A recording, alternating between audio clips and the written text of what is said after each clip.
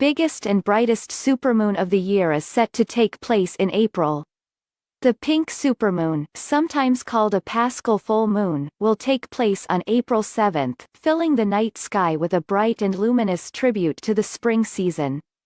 The name comes from the Greek word for Passover, chosen because the pink supermoon is the first full moon to take place after the spring equinox, which occurred on March 20.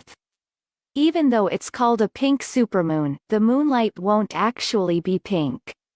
The pink label was chosen in part as a reference to a type of wildflower native to North America called Phlox subulata, which has a vivid pink hue and is a common sign of spring, according to a report in Newsweek.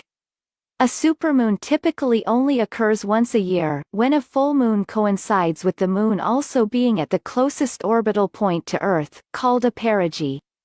Compared to standard full moons, supermoons can appear between 7 and 14% larger and up to 30% brighter. Supermoons are relatively rare because the moon's orbital path around the Earth is elliptical instead of circular, meaning that full moons rarely occur when the moon is also at its perigee. Rather, most full moons occur when the moon is further away from the Earth, making it seem dimmer and not quite as big as it does during a supermoon. According to Tanya de Sales Marcus from the Royal Observatory, the pink supermoon is set to reach its peak on April 7 at 10:35 p.m. Eastern Daylight Saving Time.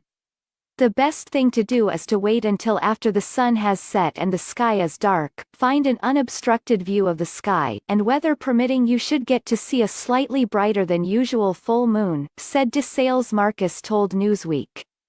And if you're thinking of taking a picture to mark the occasion, just be aware that you'll need proper equipment, such as a camera with a long telephoto lens, as the moon captured on a phone will look more like a blob.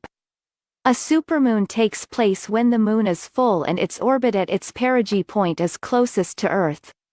As the moon orbits in an ellipse, its closest point, the perigee, will come very close to Earth. The farthest point of the ellipse is called the apogee. When a full moon appears at perigee, the moon looks brighter and larger than a regular moon, hence the nickname supermoon. The first supermoon was the Blood Wolf supermoon on January 21. On February 19, the moon was 221,734 miles from Earth. For New Yorkers, the moon was rose at 5:46 p.m. and set at 7:35 a.m. on February 20, as per the U.S. Naval Observatory.